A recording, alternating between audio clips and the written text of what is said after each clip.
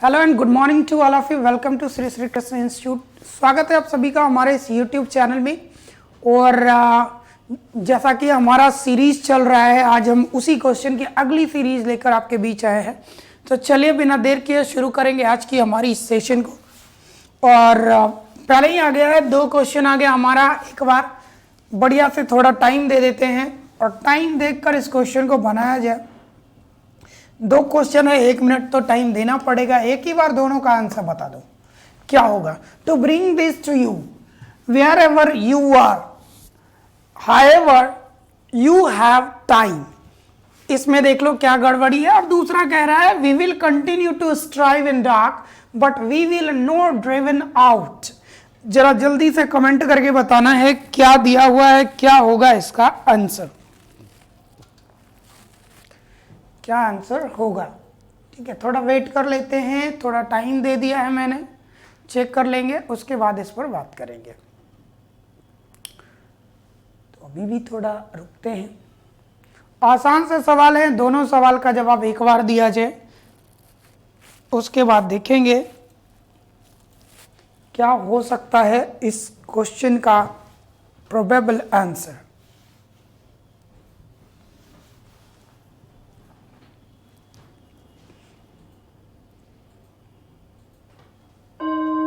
चलिए, टाइम खत्म हो गया। सिंपल सा सवाल था, कहता है to bring this to you, इन चीजों को आपके नजदीक तक या आप तक लाने के लिए, वेयर एवर यू आर, जहां भी हैं आप, यू हैव टाइम, आपके पास टाइम होना चाहिए। तो यहां पार्ट नंबर सी गलत है, हाउ एवर को इफ में बदल देना है, option C would be correct. ये बदलाव कर देंगे, सही हो जाएगा। We will continue to strive out, but we will not driven out। Simple सा बात मैंने बताया था कि जितने भी मॉडल एक्जुलरीज हैं, हमारे यहाँ मॉडल एक्जुलरीज की संख्या 9 है। और 9 मॉडल एक्जुलरीज जो होते हैं वो अपने साथ हमेशा क्या करता है, V1 का प्रयोग करता है एक्टिव में। पैसिव में क्या करते हैं, B + V3 का प्रयोग करते हैं। तो इसको एक्टिव में बनाएंगे तो गलत है, एक्टिव में बनाएंगे तो नॉट और प्लस ड्रिवन, या ऐसा नहीं कर सकते हैं तो बदलेंगे कि will not be driven out. किसी भी तरीके से कंडीशन में आएंगे तो option C would be correct. C गड़बड़ है, सी में सुधार करेंगे, क्वेश्चन सही हो जाएगा। बढ़ते हैं अगले क्वेश्चन के तरफ। ठीक है, तो अगला क्वेश्चन आपके स्क्रीन पर, she can not deprive him his right. तो कहता है वह उसे उसके अधिकारों से वंचित नहीं कर सकती। अब जरा देखो कि इसका सही आंसर क्या होगा। 30 सेकेंड्स देने हैं आपको और 30 सेकेंड्स पर्याप्त होता है। डिप्राइव में कौन सा प्रीपोजिशन लगेगा, अभी रिसेंट में मैंने इसकी प्रैक्टिस भी करवाई है और बहुत ही आसान सा सवाल है, ज़्यादा टिपिकल नहीं है। अच्छे से अगर ध्यान दिया जाए तो ये हमारे लिए आसान हो जाएगा। ठीक है, एक ही प्रीपोजिशन लगता है, बहुत ज़्यादा कंफ्यूजन की बात नहीं है। अगर आपको कंफ्यूजन हो रहा है तो मैं बता दूं कि डिप्राइव इकलौता प्रीपोजिशन का प्रयोग करता है और जिस प्रीपोजिशन का प्रयोग करता है वो प्रीपोजिशन होता है ऑफ। डिप्राइव ऑफ का मतलब होता है किसी चीज से वंचित रखना।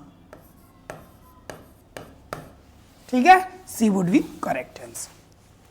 कहते हैं my uncle mister Lalit Singh comes home at of the month. अब यहां देखना है कि मेरे अंकल जिनका नाम ललित सिंह है वो घर आते हैं एट द ऑफ मंथ। कहता महीने के में। अब महीने के क्या होगा, एंड में आएंगे, गॉन में आएंगे, रिटर्निंग में आएंगे, ब्रिंग में आएंगे।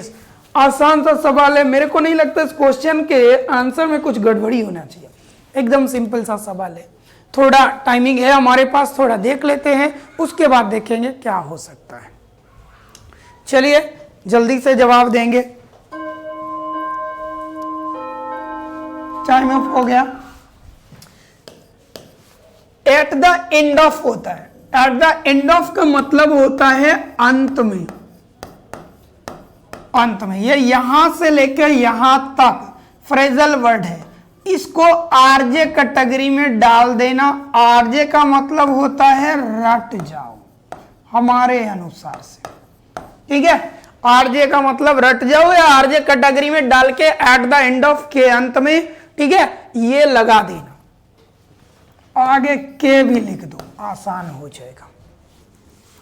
अगले क्वेश्चन की तरफ बढ़ चलते हैं। औ का सही सिनोनिम क्या होगा? वर्ड सिमिलर इन मीनिंग ढूंढना है।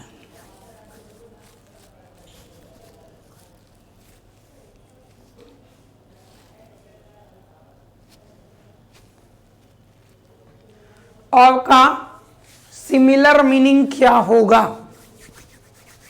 देखते हैं कितने आंसर्स आ रहे हैं। ऑलमोस्ट देख रहे हैं कि आंसर्स हमारे बी की तरफ ज्यादा गिर रहा है। आइए चेक करते हैं। अब का मतलब होता है आदर, सम्मान, प्रशंसा, बड़ाई। बड़ाई। एक्सपेक्टेशन का मतलब होता है उम्मीद। फैमिलियरिटी का मतलब होता है परिचय, जान पहचान। एडमिरेशन का मतलब प्रशंसा और कामनेश का मतलब हो गया शांति। अब देख लो कौन सा सही मीनिंग होगा भाई। अब मतलब आदर, सम्मान, प्रशंसा भी इसका सही आंसर हो जाएगा। This is the correct answer. Rejuvenate, rejuvenate का सिमिलर इन मीनिंग क्या होगा बताया जाए। रिजुविनेट का सही मीनिंग होता है फिर से ऊर्जा से भर जाना, जोश जुनून से भर जाना। इसी का सेम मीनिंग अगर ढूंढना हो तो क्या लगाएंगे? मेरे को लगता है कि हिंदी मैंने बता दिया तो आपके आंसर्स एकदम इजीली बनने ही चाहिए। देखते हैं क्या जवाब सही आ पाता है या नहीं। कुछ जवाब आ रहे हैं, लेट मी चेक कि सही है या नहीं। देखो, रिजुविनेट का मतलब होता है ऊर्जा से भरना, दोबारा के लिए। सेम मीनिंग अपडेट होता है। अपडेट मतलब कोई चीज है उसमें फिर से तरोताजा कर दिया, अपग्रेड करना, इसी को अपडेट करना कहते हैं। डिस्ट्रॉय का मतलब होता है बर्बाद करना।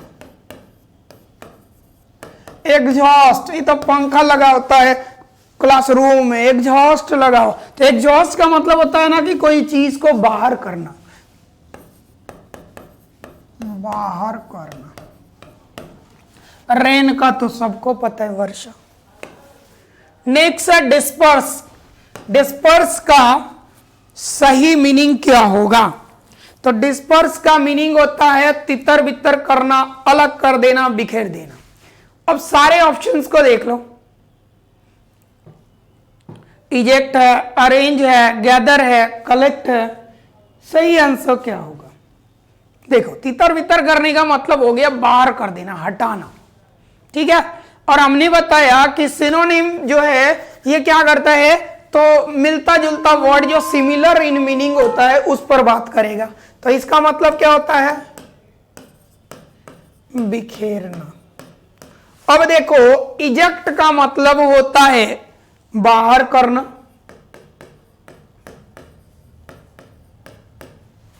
बिखेरने का मतलब क्या है? चारों तरफ फैलाना हो गया। तो बहुत हद तक सिमिलर ये जा रहा है। गैदर का मतलब होता है इकट्ठा करना। अरेंज का मतलब व्यवस्थित करना। कलेक्ट का मतलब हो गया जमा करना। Option A would be correct. आज के क्वेश्चन में एक ही संख्या कुछ ज्यादा मिल रही। स्टेशनरी का मतलब क्या होता है? ठीक है, ये भी इस बार उल्टा है या सिमिलर है? What similar in the meaning है? ये एंटोनिम्स होने चाहिए, ये गलत दिया हुआ है। ये इसको बदल देना, एंटो कर दो, अपोजिट है।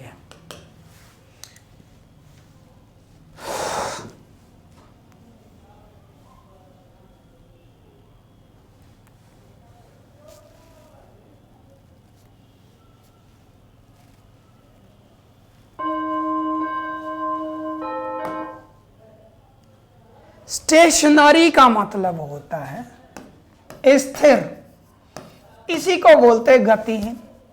इमोबाइल का मतलब भी स्थिर, स्टेबल का मतलब भी स्थिर, स्टीडी का मतलब भी स्थिर, वन लग गया तो अस्थिर, और परमानेंट का भी स्थायी हो गया। तो ओबियस देख लो, ऑप्शन डी आपका सही आंसर है, सटीक आंसर है। नेक्स्ट क्या आता है? प्रोग्रेसिव। प्रोग्रेसिव का प्रोग्रेस का मतलब तरक्की करना, बढ़ते जाना। प्रोग्रेसिव मतलब लगातार बढ़ते जाना, तरक्की करते रहना। कौन से ऑप्शन विपरीत होगा? चेक कर लिया जाए, उसके बाद इस पर बात करेंगे हम लोग।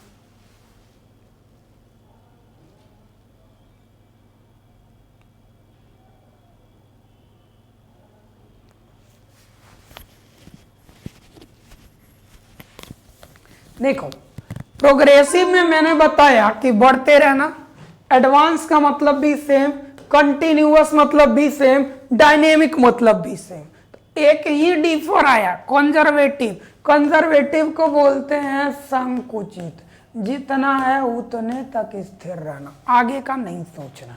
सी वुड बी करेक्ट, सी यहां सही आंसर। ऑगमेंट का मतलब होता है किसी चीज को बढ़ाना, एनहांस करना, ठीक है। अब इसी के अपोजिट मीनिंग क्या होंगे?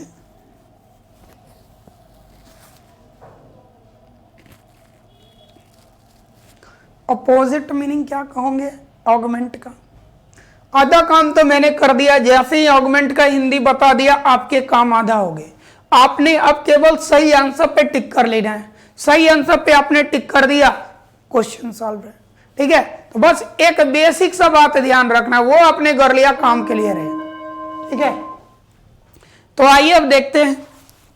कहते हैं ऑगमेंट का मतलब होता है बढ़ाना, एनहांस मतलब भी बढ़ाना, इंक्रीज मतलब बढ़ाना, और डेवलप मतलब भी बढ़ाना। डिग्रेड का मतलब होता है घटाना, इसी को पतन भी कहते हैं। सी इसका सही आंसर।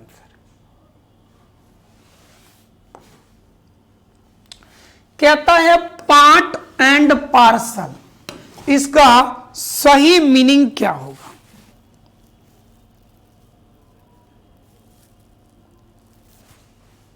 ठीक है, पार्ट एंड पार्सल का मतलब होता है महत्वपूर्ण अंग, इसी को कहते हैं एन इसेंशियल पार्ट, ठीक है। इडियम फ्रेजेस में ज्यादा टेंशन लेने का नहीं है।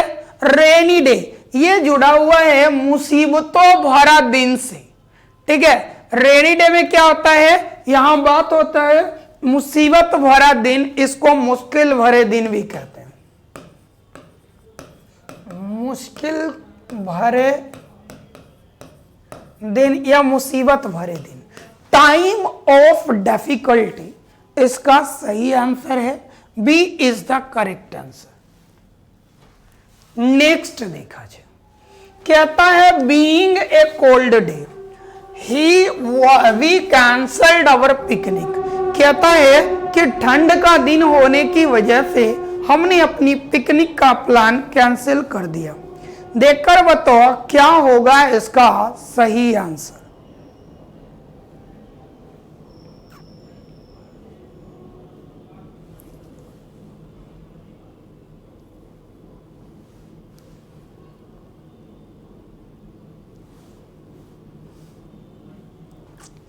देखकर जरा बताया जाए।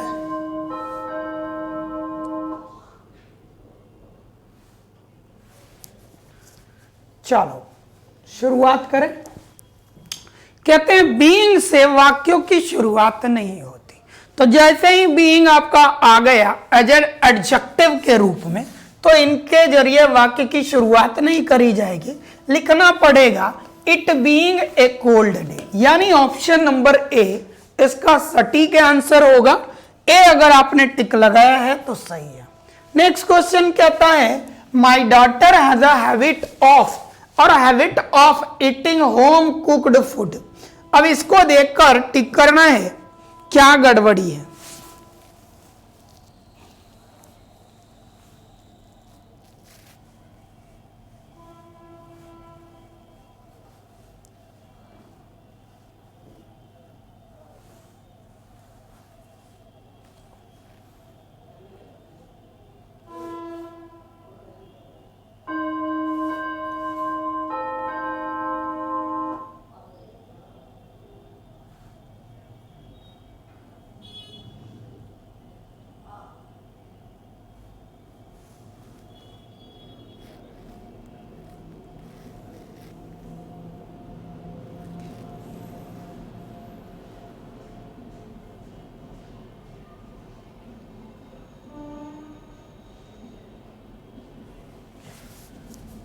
अब कहता है, इसमें भी बहुत सिंपल सी बात है, हैबिट ऑफ के बारे में इसमें जान लो।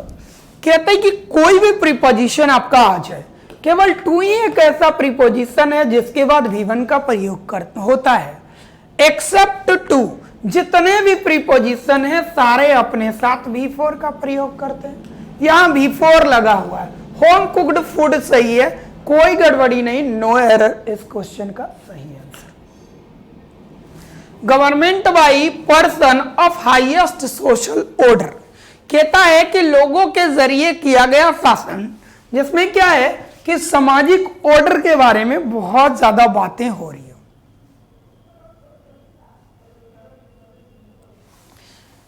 क्रासी वर्ड जितने में अटैच होते हैं सबका मतलब होता है शासन। क्रासी वर्ड जितने में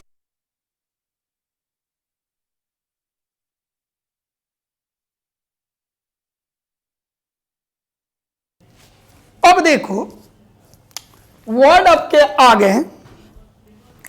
ऑटोक्रेसी, ऑटो का मतलब होता है स्वयं और क्रेसी का मतलब शासन, तो इसको बोलते हैं स्वयं शासन। इसी को हम लोग तानाशाह वाला बात भी बोलते हैं। प्लूटोक्रेसी का मतलब होता है धनिक तंत्र या धनिक शासन, अमीरों के जरिए किया गया शासन। अरिस्टोक्रेसी का मतलब होता है कुलीन तंत्र, यानी उच्च कुल के लोगों के जरिए किया गया शासन। और डेमोक्रेसी हो गया था लोकतंत्र, यानी लोगों के जरिए किया गया शासन। हाईएस्ट सोशल ऑर्डर यानी समाज में उच्च स्तर के लोग, तो यही तो कुलीन वाले व्यक्ति होते हैं, अरिस्टोक्रेसी। देखना है, टिक कर देना है।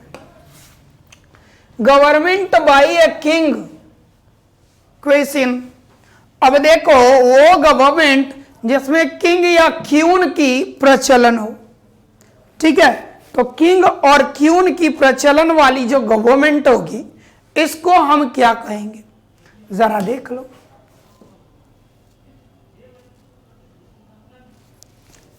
सिंपल सा बात है, कंफ्यूजन नहीं।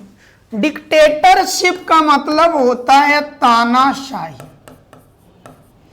ओलिगार्सी का मतलब होता है अल्पतंत्र। अल्पतंत्र मतलब कुछ समाज के कुछ लोग मिल गए शासन चला रहे हैं।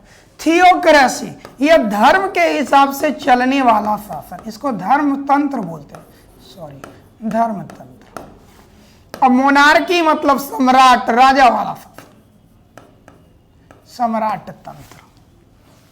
पूछ रहा है क्यून या किंग पूछ रहा है, बी इसका सही आंसर है। कहता है कि लाफ्टर का कौन सा स्पेलिंग एकदम सही है। छोटा सा एकदम सवाल है लाफ्टर, देखो क्या लग रहा है। तो लाफ्टर का एकदम आसान सा LAUGHTER, क्या लिखते हैं LAUGHTER, लाफ्टर शो आता है, नहीं, सी वुड बी करेक्ट। आगे आया जाए, मैक्सिमम, ये भी आसान है, MAXIMUM, मैक्सिमम का मतलब अधिकतम, सिंपल है, बी ऑप्शन। यहां थोड़ा मैं टाइम देता हूं। द ओपिनियन, अब देखो क्या लगाएंगे, कहता है वह ओपिनियन। अब वह ओपिनियन लिखा तो आगे क्या करेगा, जो वर्ड निकालेगा दैट, चूंकि ये ओपिनियन सिंगुलर रहा है तो ये क्या करेगा, सिंगुलर वर्ब का प्रयोग करेगा। चूंकि यहां से यहां तक सब्जेक्ट ही हुआ था हमारा, वर्ब तो था नहीं। वर्ब जब था नहीं तो उसके हिसाब से हमने काम करना था। अब उसके हिसाब से काम करना था तो दूसरा लिखेंगे, that makes a book great must be the opinion of meaning, यानी पहले आर को ले आओ और आर को लाने के बाद कुछ लाने का जरूरत नहीं, बाकी सब लाया हुआ है। ऑप्शन है एकदम सटीक। नेक्स्ट क्वेश्चन दिया वी आर। अब ये भी बड़ा आसान सा सवाल है, देखो अच्छे से देखोगे तो क्वेश्चन पर ही आपको इसके आंसर्स का लेवल लगा दिखेगा। तो वी आर लगाया। एक बात देखो, एज प्लस लॉन्ग लिखा है तो आगे भी एज होगा, आगे एज लिखा हुआ है इसमें, ठीक। तो वी आर स्ट्रेस तो होगा नहीं, हम लोग तनाव है ये नहीं होगा, तो हम लोग तनाव में है, we are always under the stress कर सकते हैं। शुरुआत क्यों से करेंगे, बगल में आ रहेगा, बचेगा तो पी होगा, बी ऑप्शन। सिंपल था, खत्म। तो ये थे हमारे आज के सेशन। इन्हीं कुछ उम्मीदों के साथ और अच्छे सवालों के साथ आपको यहीं छोड़कर जाते हैं। मिलेंगे अगले क्लास में कुछ नए सवाल के साथ, कुछ नए टॉपिक के साथ, कुछ और एनर्जी के साथ। तब तक के लिए दीजिए इजाजत। धन्यवाद, थैंक यू।